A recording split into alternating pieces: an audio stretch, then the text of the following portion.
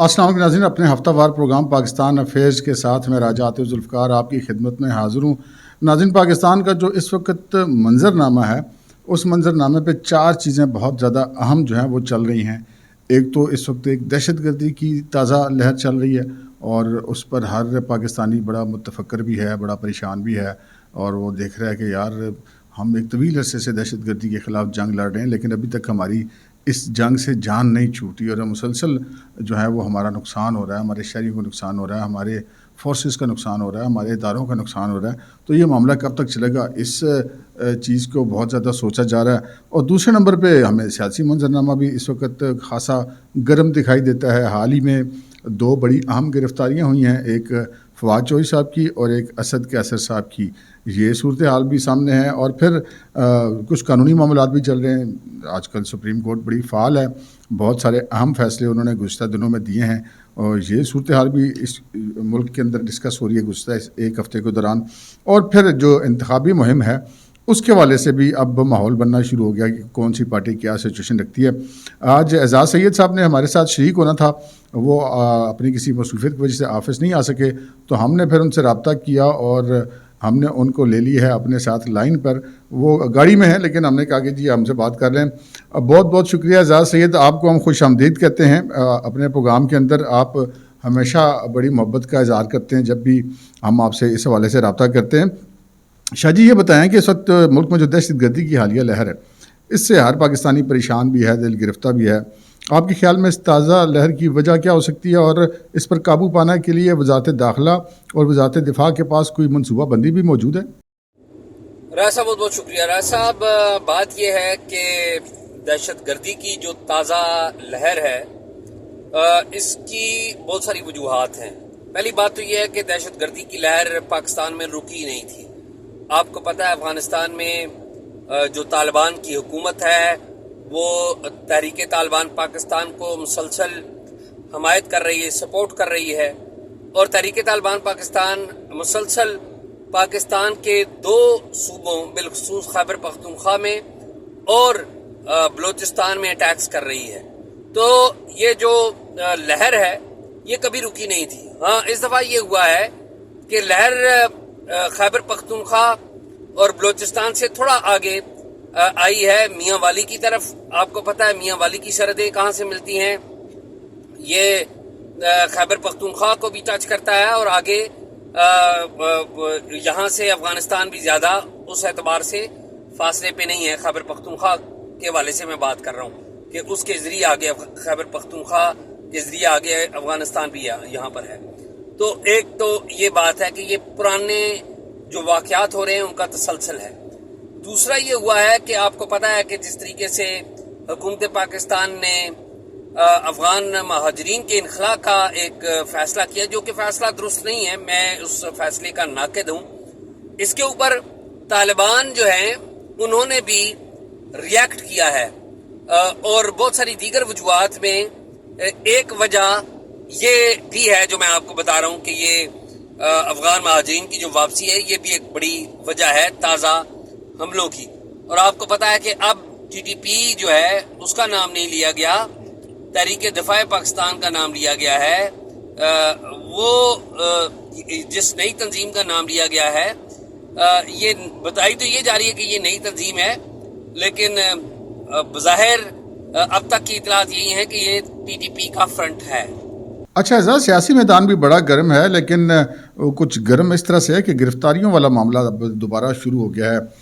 اسد اور فواد چوہدری کی گرفتاریاں حالیہ گرفتاریاں ہیں، کیا ان کا بھی انتخابات سے کوئی تعلق ہے؟ ان دونوں کی گرفتاری کو آپ کس نظر سے دیکھتے ہیں؟ راج صاحب، فواد چوہدری کی اریسٹ کو تو میں نے قریب سے دیکھا ہے، میری فواد چوہدری سے ملاقات بھی ہوئی ہے۔ آج میں اتفاق سے وہاں پر موجود تھا عدالت میں، عباس شاہ کی عدالت میں، جہاں پر انہیں پیش کیا گیا ہے، اور میری ان سے بات چیت بھی ہوئی، اور میں نے ان سے پوچھا کہ ان کو کدھر رکھا گیا تھا، تو انہوں نے بتایا کہ انہیں سی آئی اے جو پولیس ہے اسلام آباد پولیس کی، وہاں پر رکھا گیا تھا۔ اسد کیسر صاحب سے میری ملاقات نہیں ہو سکی، اور ان کے کیس کو میں کلوزلی نہیں جانتا۔ اور فواد چوہدری کا جو کیس ہے وہ آپ کو پتہ ہے کہ ان کے اوپر ایک شخص نے، ظہیر احمد نامی ایک شخص نے الزام عائد کیا ہے 50 لاکھ روپے کا۔ مجھے نہیں پتا اس کیس کی حقیقت کیا ہے، لیکن آپٹکس دونوں گرفتاریوں کے اچھے نہیں ہیں. آپ کو یاد ہو 2018 میں قمر الاسلام راجہ کو گرفتار کیا گیا تھا، جو کہ چودھری نثار علی خان کے خلاف الیکشن لڑ رہے تھے. اسی طرح کچھ اور گرفتاریاں بھی عمل میں آئی تھیں اور بڑا شور مچا تھا. نواز شریف صاحب کے خلاف جو کیس ہے اس کا فیصلہ بھی انتخابات سے 1-2 ہفتے پہلے ہی آیا تھا. تو یہ آپٹکس اچھے نہیں ہیں، یہ تاثر اچھے نہیں دے رہے. یہ تاثر یہ دے رہے ہیں کہ جس طریقے سے الیکشن کے اوپر اثر انداز ہونے کی کوشش کی جا رہی ہے یا نہیں کی جا رہی ہے. الگ ڈیبیٹ ہو سکتی ہے، بعض لوگ کہیں گے جی نہیں کی جا رہی، لیکن اس کا معنی یہی ہوگا. اگر نہیں بھی کی جا رہی تو اس کا معنی یہی لیا جائے گا کہ یہ کی جا رہی ہے. تو میرے خیال میں دونوں گرفتاریاں اچھی نہیں ہیں، اوورآل ان کا امپریشن اچھا نہیں. اور دیکھیں مجھے بڑا دکھ ہوا جس طریقے سے فواد چودھری کو ان کے چہرے پر کپڑا ڈال کر ہاتھوں میں کھڑی ڈال کر لایا گیا. سیاستدانوں کے ساتھ یہ تضحیک آمیز رویہ بند ہونا چاہیے. بڑی ہو گئی، 75 سال آپ سیاستدانوں کو ہی تضحیک کرتے رہے ہیں، تو بند کریں. یہ میرے خیال میں مناسب بات نہیں ہے. شاہ جی، سپریم کورٹ میں صورتحال بڑی دلچسپ ہے. سپریم کورٹ کی مداخلت کے بعد آئندہ انتخابات کی تاریخ تو آ گئی، لیکن جو اس کا حکم نامہ لکھوایا گیا ہے اس میں کچھ چیزیں ایسے لکھی گئی ہیں جس سے بہت سارے لوگوں کو خطرہ لاحق ہو گیا ہے. سب سے اہم بات یہ ہے کہ جو صدر عارف علوی نے اس وقت کے وزیر اعظم عمران خان کی ایڈوائس پر اسمبلی توڑی تھی، اس کو جو ہے سپریم کورٹ آف پاکستان نے، یعنی پاکستان کی جو سب سے بڑی عدالت ہے، اس نے جو ہے وہ آئین سے انحراف قرار دیا ہے. آرٹیکل 6 کا معاملہ جو ہے وہ قرار دیا ہے. تو اتنی بڑی عدالت کی طرف سے اس طرح کا ورڈک آ جانا، کیا اس کے نتیجے میں جو اس وقت عارف علوی صاحب تھے ان کے اوپر جو صدر تھے اور ابھی بھی ہیں، اور ان کے اوپر، اور جو اس وقت کے وزیر اعظم عمران خان تھے ان کے اوپر، اور جو تحریک عدم اعتماد پر جنہوں نے ووٹنگ نہیں کروائی تھی، جو اسد قیصر صاحب اور قاسم سوری صاحب، اور انہوں نے اس کو مسترد کر دیا تھا، تو کیا اس سپریم کورٹ کے اس حکم نامے کے بعد ان چاروں کے اوپر آرٹیکل 6 کی تلوار نہیں لٹے گی؟ اب تو سپریم کورٹ کی ایک جو ورڈک ہے اس کو کوئی مسترد تو کر نہیں سکتا. تو جب بھی کوئی بھی حکومت چاہے گی یا کوئی بھی شہری اٹھ کر اگر پٹیشن لے کر چلا جائے گا تو یہ چاروں لوگوں کے اوپر تو آرٹیکل 6 کی تلوار لٹکتی ہوئی دکھائی دے رہی ہے. آپ کی کیا رائے ہے اس حوالے سے؟ رائے صاحب، ان سب کے سروں پر تلوار تو لٹک گئی ہے اس حد تک کہ سپریم کورٹ نے فیصلہ دیا ہے، اور ظاہر ہے انہوں نے یہ غیر آئینی کام کیا تھا. صدر نے بھی غیر آئینی کام کیا تھا، قاسم سوری نے بھی غیر آئینی کام کیا تھا. لیکن اب سوال یہ ہے کہ کیا جو آنے والی حکومت ہے وہ ان کے اوپر غداری کے مقدمات قائم کرے گی؟ میرا نہیں خیال کہ وہ کرے گی.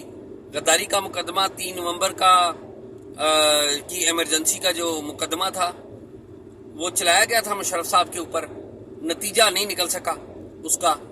وہ اب اس دنیا میں نہیں رہے. تو آج اگر سیاستدانوں کے خلاف کوئی سیاسی حکومت چلائے گی تو اس کے آپٹکس بھی برے ہوں گے، اس کا معنی بھی بہت برا لیا جائے گا. تو میرا نہیں خیال حکومت کوئی ایسا مقدمہ چلائے گی یا ان کو کسی قسم کا کوئی خطرہ ہے. میرا نہیں خیال کہ کوئی خطرہ ہے. اعزاز، آتے ہیں ہم انتخابی مہم کی طرف. اب الیکشن کی تاریخ آ گئی، اب آگے انتخابی مہم بھی چلے گی، پارٹیوں کے ٹکٹ بھی تقسیم ہوں گے. ایک انتخابی جو رونق ہے وہ یقیناً بحال ہو جائے گی. اور اس وقت جتنے سیاسی پنڈت ہیں، جتنے تجزیہ کار ہیں، جتنے عام پبلک کی جو رائے ہے، وہ بظاہر ایسا لگ رہا ہے کہ مسلم لیگ نون کا پنجاب میں کوئی مقابل نہیں ہے اور وہ بآسانی الیکشن جیت جائے گی. لیکن یہاں پہ ایک بڑا اہم سوال ہے، اور وہ سوال نہ صرف اہم ہے بلکہ بڑا ٹرکی بھی ہے کہ سیکنڈ لارجسٹ پارٹی کون سی ہوگی. اب اگر مسلم لیگ نون، اگر ہم یہ فرض کر لیتے ہیں کہ ان کے پاس اکثریت آ گئی ہے، تو سیکنڈ لارجسٹ پارٹی کون سی ہوگی؟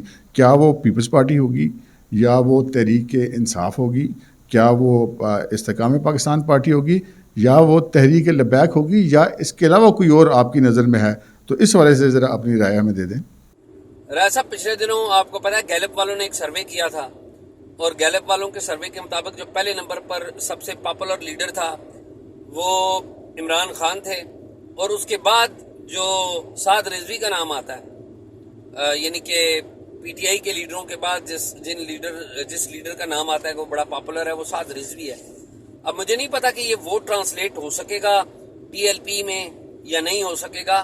بڑا مشکل ہے ابھی کہنا. میرے خیال میں ابھی تک تو آئی پی پی یعنی کہ استحکام پاکستان پارٹی، اس نے بھی کوئی پراپرلی ٹیک آف نہیں کیا. سینٹرل پنجاب میں کوئی جلسے نہیں ہوئے، ایک آدھ جلسہ انہوں نے کیا ہے لیکن سینٹرل پنجاب میں جب جلسے ہوں گے تو پھر پتہ لگے گا کہ کیا کتنے 20 کا 100 ہے. اور تحریک پاکستان کے تحریک انصاف پاکستان کے حوالے سے تو ابھی تک مسئلہ ہی کلیئر نہیں ہوا. تو دیکھیں جب الیکشن کیمپین چلے گی تو اس وقت پتہ چلے گا شاید کچھ نہ کچھ کہ کیا منظرنامہ ہو سکتا ہے اس میں. ناظرین، آپ نے اعزاز سید کی بات سنی. اعزاز سید نے جو رائے دی ان چاروں اہم ترین معاملات کے اوپر وہ آپ کے سامنے آ گئی ہے. اچھا، یہ جو سوال ہے نا بڑا ٹرکی سوال ہے کہ جی یہ کون سی پارٹی جو ہے وہ سیکنڈ لارجسٹ پارٹی ہوگی. اب جو گیلپ کا سروے ہے وہ پہلے ایک انہوں نے سروے کیا کہ جی عمران خان لیڈ کر رہے ہیں. اس کے بعد انہوں نے کچھ عرصے بعد ایک اور سروے کر دیا کہ نہیں جی وہ مسلم لیگ نون لیڈ کر رہی ہے. اور یہ اس قسم کی صورتحال بن رہی ہے. اور بہرحال اس میں کوئی شک نہیں ہے کہ جب نواز شریف صاحب پاکستان آ گئے ہیں تو ان کے آنے کے بعد بہت ساری چیزیں بدل گئی ہیں، زمینی حقائق بھی بدل گئے ہیں اور انتخابی مہم کا ماحول بھی بدل گیا. اور اس میں کوئی شک کی بات نہیں ہے کہ نواز شریف صاحب کے ارد گرد اس وقت پاکستان کی ساری سیاست گردش کر رہی. باقی جتنی سیاسی جماعتیں ہیں وہ سب کے سب اسی چیز کو دے کے چل رہی ہیں کہ انہوں نے میاں نواز شریف کے خلاف جانا ہے یا انہوں نے میاں نواز شریف کی حمایت کرنی ہے. تو اس کے علاوہ اور کوئی چیز سامنے دکھائی نہیں دے رہی. لیکن جو دوسری بڑی سیاسی جماعت کے حوالے سے میری اپنی ایک رائے ہے، وہ رائے بھی میں آپ کو دیتا چلوں. اور وہ رائے یہ ہے کہ یہ جتنی جماعتوں کے میں نے نام لیے ہیں، جو دوسری بڑی جماعت ہے، اگر پہلی مسلم لیگ نون ہوتی ہے تو وہ نہ تو تحریک انصاف ہوگی، نہ وہ تحریک استحکام پارٹی ہوگی، نہ وہ تحریک لبیک ہوگی، نہ ہی وہ تحریک انصاف ہوگی. میری یہ ایک رائے ہے، ایک تجزیہ ہے. آگے دیکھتے ہیں کہ الیکشن تک کیا صورتحال بنتی ہے. میری رائے میں جو دوسری بڑی پارٹی ہوگی جی وہ آزاد امیدوار ہوں گے. جو آزاد امیدوار منتخب ہوں گے ان کی تعداد شاید کسی دوسری پارٹی کے لوگوں سے زیادہ ہوگی. اب تک کی تو یہی صورتحال نظر آ رہی ہے. دیکھتے ہیں ابھی الیکشن میں بڑا ٹائم ہے، اس وقت تک ہو سکتا ہے صورتحال بدل جائے. تو اس پروگرام کا وقت ختم ہوا. مجھے اور اعزاز سید کو اجازت دیجیے. اللہ حافظ.